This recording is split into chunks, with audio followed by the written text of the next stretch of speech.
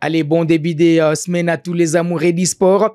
Le plus vieux centre de football du Nord Kivu basé en ville de Goma, l'Ecofoot Nyiragongo, était en tout cas dans la salle des sports pour se remettre en forme physiquement dans la matinée de ce dimanche avant la nouvelle année civile 2025. Le Daring Club Motema Pembe s'est refait la santé dans un grand duel face au FC Renaissance du Congo après sa dernière défaite dans la ville de Goma contre l'AS Dauphin Noir.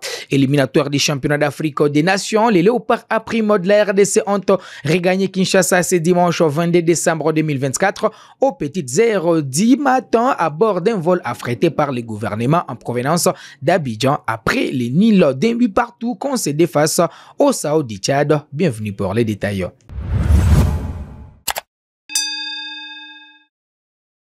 Ouvre par le football en ville de Goma, l'école de football que préside Chabani Ramazani veut frapper gros en 2025.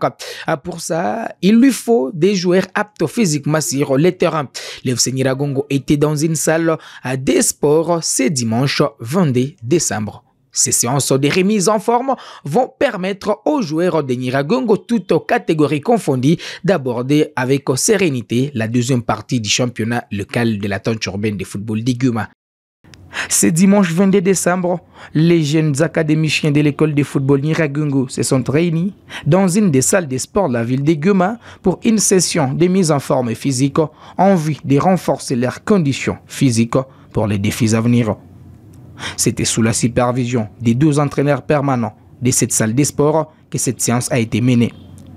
Chabani Ramazani, président sportif de cette école de football, place la barre très haut pour la nouvelle année civile qui se profile à l'horizon.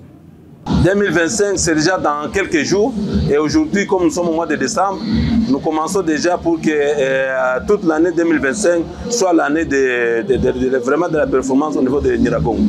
L'école de football Nyiragongo est un pilier du football à Goma. Fondée il y a plusieurs années, elle est l'un des centres de formation les plus anciens et les plus respectés de la ville. Ce centre a joué un rôle essentiel dans le développement du football de la région. Une panoplie de joueurs talentueux ont émergé de ces rangs sous la supervision de l'entraîneur Jean-Didier Baloukou. Les exercices physiques proposés aux académiciens étaient diversifiés et adaptés pour améliorer la force, l'endurance ainsi que la souplesse des jeunes footballeurs.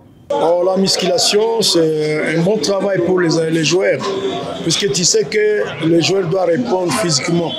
Si le joueur est physiquement fort, il va bien travailler, puisque quand on travaille sa physique, c'est pas bien aussi.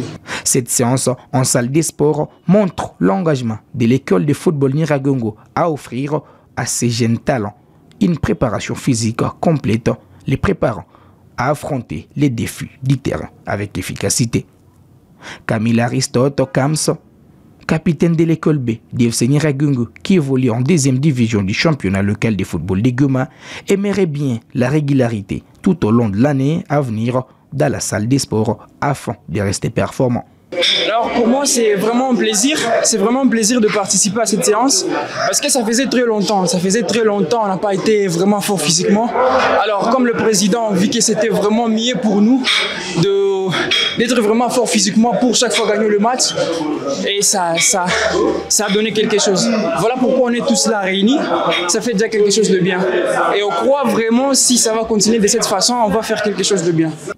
L'école continue de jouer un rôle fondamental dans la promotion du football de la région en mettant l'accent sur la formation physique, technique et mentale de ses académiciens. Shekina Garaeri, milieu offensif de l'équipe expérimentale, a eu sa séance du jour. Bon, la séance qui m'a trop intéressé, c'est la dernière ici. Là, on a fait du poitrine, on a touré, on a fait tout. La préparation pour l'année 2025 semble prometteuse et l'école de football Nyiragongo pourrait produire encore plus de talents qui feront la fierté de la RDC dans les années à venir. Pour enchaîner, éliminatoire du championnat d'Afrique des Nations, les Léopards sont au pays en provenance de la Côte d'Ivoire. De l'aéroport international d'Injili, la délégation des Léopards a pris la direction de Béatrice Hôtel de la Gombe où sont logés les fauves congolais depuis le début de cette campagne qualificative à la phase finale du CHAN qui se tiendra conjointement au Kenya, en Ouganda, mais également en Tanzanie.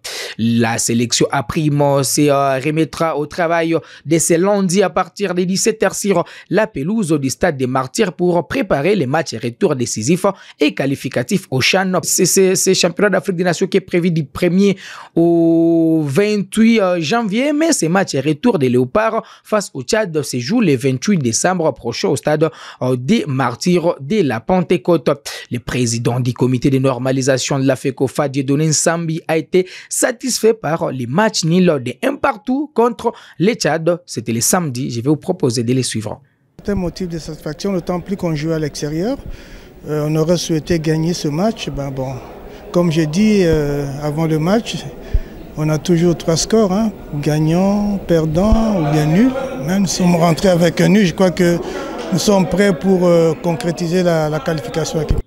Allez, unique buteur de la sélection nationale de la RDC, Oscar Kabouito, ailier du TP Mazembe, revient sur les matchs allés disputés au stade Alassane Dramane Ouattara de Bimpe, en Côte d'Ivoire. Satisfait, non, je dirais pas. Je dirais pas, on a joué pour gagner, mais ça fait partie du foot. On peut gagner, perdre ou faire un match nul. C'est ce qui s'est passé, on a fait un match nul. Tant mieux, on va essayer d'aller remporter là chez nous. Si elle était prenable, comme vous l'avez vu, on s'est créé beaucoup d'occasions. On devrait concrétiser cela, mais ça s'est passé comme ça s'est passé, faire un match nul, c'est ça. C'était la réalité du foot, sinon c'était prenable l'équipe en face. Mais c'est ça le foot, quoi. Il n'y avait pas quoi, la réussite, quoi. On s'est créé beaucoup d'occasions sans pour autant marquer autant de buts, mais stressé non, je dirais pas, mais c'est ça le foot. On a marqué Kambi. Allez, pour les sélectionneurs nationaux de Léopard Otis Ngoma, les matchs ne s'est pas passé comme ils l'ont voulu. Ça paraît un peu frustrant parce que je crois qu'il y avait de la place pour qu'on puisse passer, puisse marquer un deuxième but. C'est tout. C'est pas le problème parce qu'on n'a pas marqué le deuxième but, parce qu'on n'a pas assez préservé l'égalisation. L'égalisation dans la mesure où on était possesseur du ballon, on avait la possession, et c'est une erreur individuelle et puis de manque de concentration qu'on puisse donner le ballon à l'adversaire pour marquer ses buts. Donc ce qui est peut-être frustrant, c'est la raison pour laquelle je n'étais pas très tendre vers mes joueurs. Oui, mais les gens étaient venus pour essayer de mener la marque ici, de prendre les 3 premiers points. Malheureusement, ça ne s'est pas passé comme on a voulu. Mais comme le coach adverse l'a dit, c'est le football, il faut respecter l'adversaire. Oui, la confiance, elle est là. On va jouer chez nous à domicile. On va essayer de mettre tous les moyens possibles pour leur poser des problèmes chez nous. Allez, pour enchaîner avec les championnats nationaux, le Derinkle Motema Pembe s'est imposé 2-1 devant l'OC Renaissance du Congo, un match comptable pour la 11e journée du championnat national de la RDC. Les derbys des Verts et Blancs de la capitale a souri cette fois aux Immaculés devant les Rennais dans une rencontre qui a tenu toutes ses promesses. Les deux formations ne sont pas tellement en forme à l'ère actuelle, ce qui est un peu paradoxal parce qu'en début de saison, c'est l'OC Renaissance qui avait bien débuté alors que les Derinkle Motema Pembe faisait une entame timide. Mais dans ces genres de circonstances, ces derbys ne dépendent pas vraiment de la forme et ce sont des matchs qui se jouent sur les plans psychologiques. Cela s'est confirmé encore une fois lors de cette explication. Au classement, bien que les deux formations sont dans les ventres mous du tableau de pondération, mais c'est les Derinkle Motema Pembe qui passe devant en prenant la 9e place avec 13 points, tandis que l'OC Renaissance vient juste de rire avec 12 points.